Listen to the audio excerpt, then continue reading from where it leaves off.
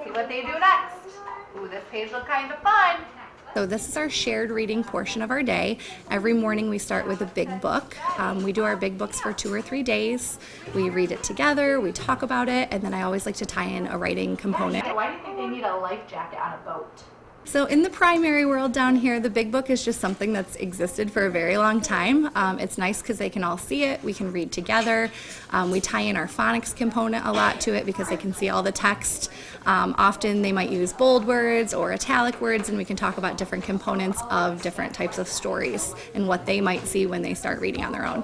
And when your sentence is done with a capital and a period at the end, what can you do in the space on the top? Draw a picture and add color. Yeah, so details are something that as first graders they sometimes forget.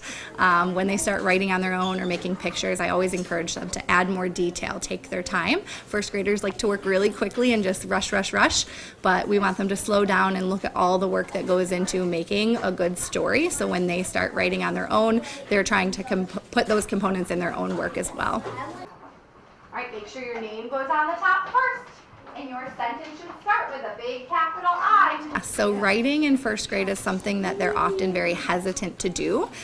They know that they don't quite know how to spell all the words correct, and sometimes they just want to be right. So I try to incorporate things that just encourage them to do their best, stretch out their words, do what they can, and that I always say, I'm never going to be mad at you if you don't spell a word right, so that way they don't have that stress on themselves to be right every time.